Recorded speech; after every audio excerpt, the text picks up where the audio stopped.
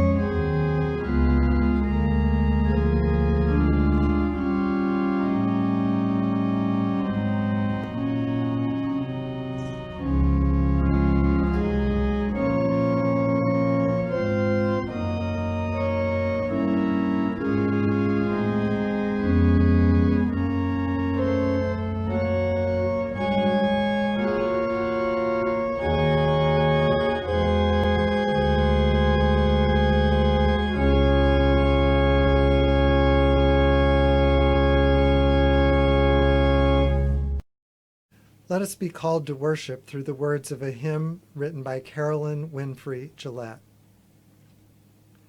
The God of light makes our light shine in ways that serve and honor true. May we be loving, just, and kind, proclaiming Christ in all we do. Whene'er God's people are oppressed, and where they cry out in despair, may we be light to heal, to bless, a witness that the Lord is there. Whene'er Christ's way is pushed aside by those who trust in wealth and might, may we be lamps that we may guide a searching world to God's love's light. From the Spirit in this world of doubt, we often sin and drift away. When our own faith is flickering out, may the Spirit shine and light our way.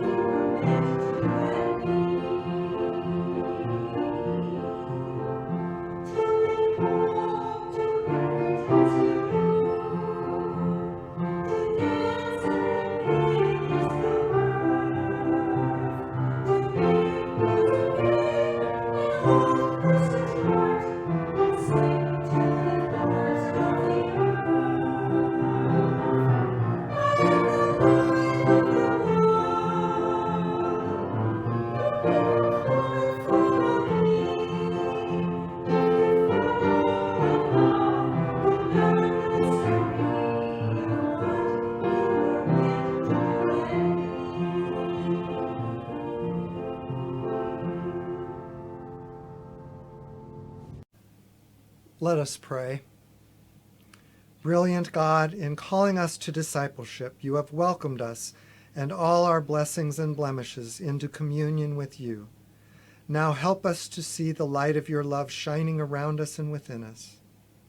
In revealing your dreams of unity and harmony, you invite us to build healthy, healing relationships with strangers around us. Now teach us to include each other in the light of your power and your peace. In our commitment to follow Christ, you give us many chances to spread your love. Now help each of us to reflect your light through acts of welcoming, including, supporting, and engaging other people around us, especially those facing mental health challenges these days. In Jesus' name we pray. Amen. God called Jonah to spread light where darkness had been destroying the city of Nineveh. But Jonah tried to run away because he didn't like the people of Nineveh. God used a large fish to turn Jonah around. Today's scripture reading tells of God calling Jonah again to the city of Nineveh. Ellie Kampwerth reads the story from Jonah chapter 3, verses 1 through 5 and verse 10. The word of the Lord came to Jonah a second time, saying, "Get up, go to Nineveh, that great city, and proclaim to it the message that I tell you." So Jonah set out and went to Nineveh, according to the word of the Lord. Now Nineveh was an exceedingly large city, a 3 days' walk across. Jonah began to go into the city, going a day's walk. And he cried out, 40 days more, and Nineveh shall be overthrown. And the people of Nineveh believed God. They proclaimed a fast, and everyone, great and small, put on sackcloth. Then God saw what they did, how they turned from their evil ways. God changed his mind about the calamity that he had said he would bring upon them, and he did not do it. May God bless the reading of, the listening to, and the responding to this holy word. Amen. Jerry served in the Navy as a radio man. One day when he was out at sea, a storm arose off the coast of Alaska. Jerry received an emergency message from a fishing vessel that was sinking. For the next couple of hours, he relayed messages between the distressed boat and the rescue command center. It was an emotionally draining task, which Jerry engaged fully. Shortly after this ordeal, Jerry began experiencing storms of confusion in his brain. He began slipping into cycles of distorted and unclear thinking. When he left the service, he joined the staff of a nonprofit organization in Seattle. He functioned professionally there for a little while, but eventually his illness overwhelmed him. He wound up out of work and homeless on the streets. Today's scripture passage comes from a story that also involved stormy situations. God wanted Jonah to relay messages about a storm brewing in the city of Nineveh. The Ninevites had a reputation of being brutal, and God said their behavior was going to sink the city. Jonah didn't want anything to do with rescuing these cruel people. Jonah hid on a boat, headed in the opposite direction from Nineveh. But a storm arose on the waters. It threatened to sink the ship Jonah was sailing on. Jonah was thrown overboard. The storm stopped, and the boat was saved. As Jonah was sinking into the depths of the sea, a huge fish swallowed him up so that he didn't drown. In Seattle, Jerry resisted any suggestion that he was suffering from any mental illness. He developed a reputation among those who worked with homeless people as one of the most difficult individuals to deal with. One day he would claim to be the commandant of the Coast Guard. Another day he believed he was the superintendent of all construction taking place in the city. Another time he thought he was treasurer of the United States. During such episodes, Jerry was oblivious to rules and regulations. He became brutal. He shoved himself to the front of food lines. He berated volunteer workers. He argued with homeless shelter staff. His stormy behavior often got him banned from shelters, meal programs, and drop-in centers that were offered around the city. For 3 days, Jonah survived inside a huge fish, although I hardly know how anyone could call that living. In a dark, smelly, and cramped habitat, Jonah thanked God for rescuing him from the storms of life. After all, in the belly of that fish, he didn't have to worry about being in a sinking boat, let alone worry about those Ninevites and the trouble that was coming their way. After 3 days, however, the fish deposited Jonah on shore. God again sent Jonah to Nineveh to relay information about their coming storm. Reluctantly, Jonah went. God wanted him to spend 3 days moving throughout the city, Jonah spent one day among those despised people. Then he went to the desert outside the city, and he watched and waited for a storm to come. In Seattle, there came a turbulent day when a staff member at a drop-in center died of cancer. A memorial service was planned for Eddie there. Someone brought flowers, an altar was arranged on a table, refreshments were donated. The place was packed with ex-cons, women who had fled abusive relationships, and all sorts of folks who had received assistance getting their lives together there. At the last minute, Jerry rushed in. He told the chaplain organizing the service that he wanted to say something, and then he wanted to sing the bugle song. The chaplain knew Jerry well and wondered if he should include him or not. He finally told Jerry he could speak about Eddie, but he discouraged him from singing. He was quite sure the boogie-woogie bugle boy would provoke outbursts in the service, rather than help calm the stormy situation. Amazingly, the hated Ninevites turned around because of what Jonah told them. The Bible says that everyone from the king in his palace to the dogs running through the streets repented of their evil ways. God was thrilled, but Jonah was disgusted. Jonah wanted a thunderstorm to destroy those brutal Ninevites, but God wanted peace. When destruction didn't come, the story ends with Jonah in the desert, pouting. The service began at the Seattle Drop-In Center. Volunteers and staff members shared memories of Eddie. Men and women from the streets read poems and told stories. Then Jerry rose from his seat. He shook his head as if to clear his mind. He gathered his focus. Then he began. Eddie was my friend, he said. Sometimes my only friend. Eddie always had a smile and a hello for me. There were times when I couldn't come in here. There were times when I couldn't go in anywhere. I didn't have any place to stay. I didn't have any place to eat. But when I came to the back door, Eddie always made sure to give me a blanket and a sandwich. I'm alive because Eddie cared. Now I want to sing the bugle song. Before the chaplain could interrupt, Jerry's baritone voice rang out.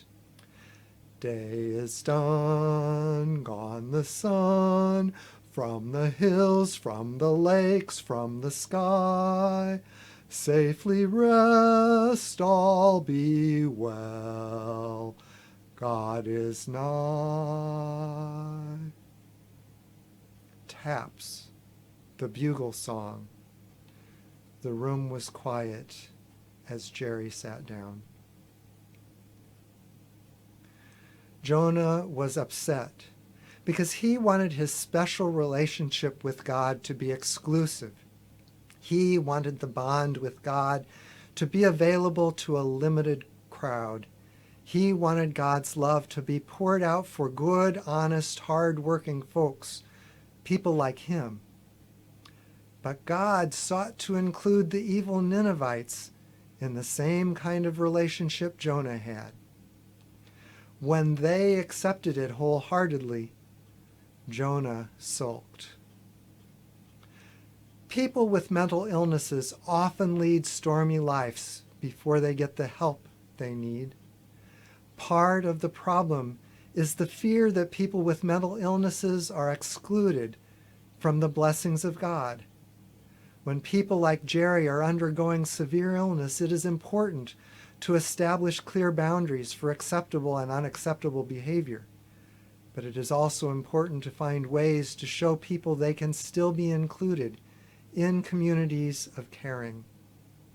A few months after Jerry was included in that memorial service, he began accepting treatment, first at a hospital and later at a nursing center.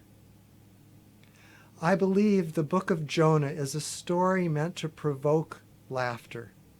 We laugh at the human tendency to run the other way when God taps us on the shoulder and says, "I've got something I need you to do."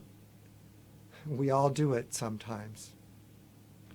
We laugh at the human inclination to wish harm upon those we don't understand rather than express love. We all do it sometimes. We laugh at the human desire to feel special in ways that are exclusive rather than inclusive of others. We all do it sometimes. Laughing at ourselves can help us find ways to act differently, especially as we seek to respond in love to people who are different from us. There is an ocean of people out there needing to experience the love of God. God says the church has ways to include all sorts of people in our life, in our care, in our worship. The church can have a part in calming many of the storms of life. May we seek to express the inclusive love of God in all that we do as a community of faith.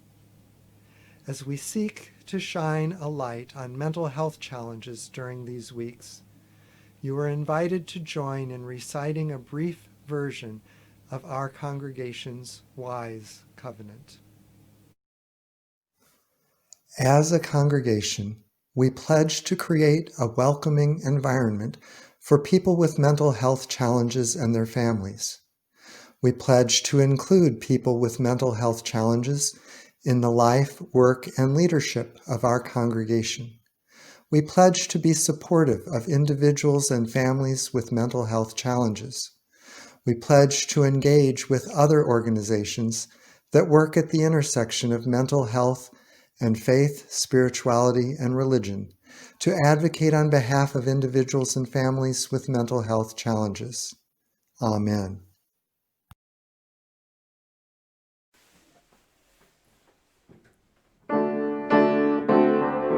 Turn back, Jonah, turn around.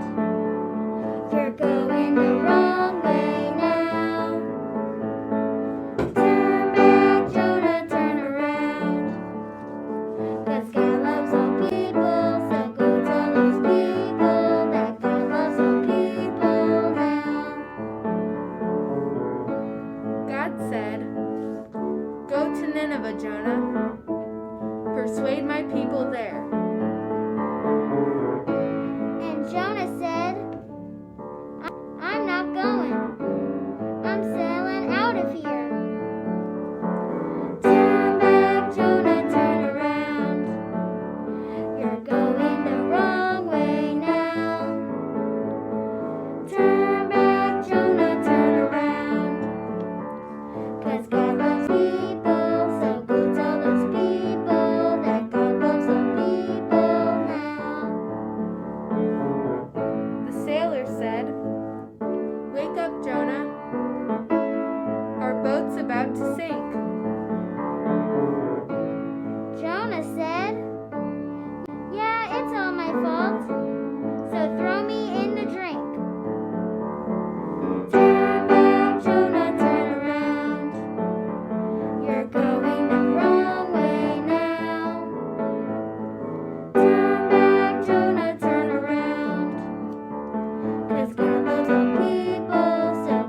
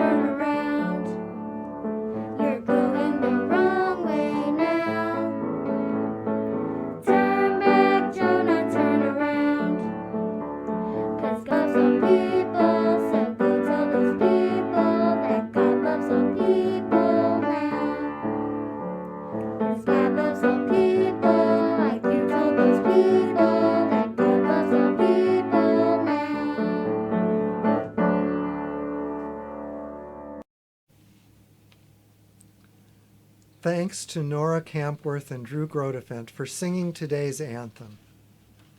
God calls us to be praying people. Praying is a way of relaying messages between those who are struggling with the storms of life and God. May we not run from this call of God. May we not run from those who are struggling. May our prayers express a passion to include people of all backgrounds, abilities, and ages in our circles of care. Let us pray. Still speaking God, thank you for including us in your circle of light for all the world. When you call us to help you reflect that light, give us the ears to hear your voice of hope and cheer. When you invite us to follow you into shadowy places that we are tempted to avoid, give us courage to trust your light to brighten the dark corners of the world. When you ask us to open our circles of light to outsiders, give us the grace to accept folks with different perspectives of ways to work and play, to spend and share, to live and love. Still speaking God, amidst this pandemic, we often feel isolated, separated from many of our comforting patterns, apart from many of our nourishing practices, removed from many of our usual experiences of community.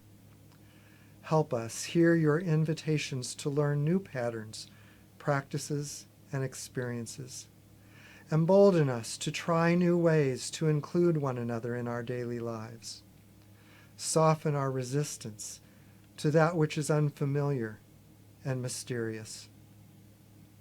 Still speaking God, we pray for all who are struggling with physical illness, including mental illnesses, that they would not be ignored, forgotten, or rejected, but that we might faithfully find ways to accompany them on their paths to wholeness. Hear the quiet prayers we now offer for those concerns deepest in our hearts.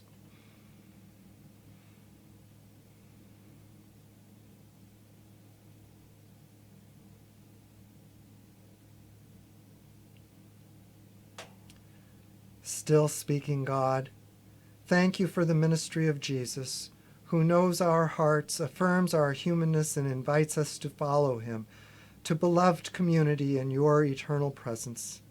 Help us to serve him by receiving his warmth and joyfully spreading it among all those whose lives we are able to touch.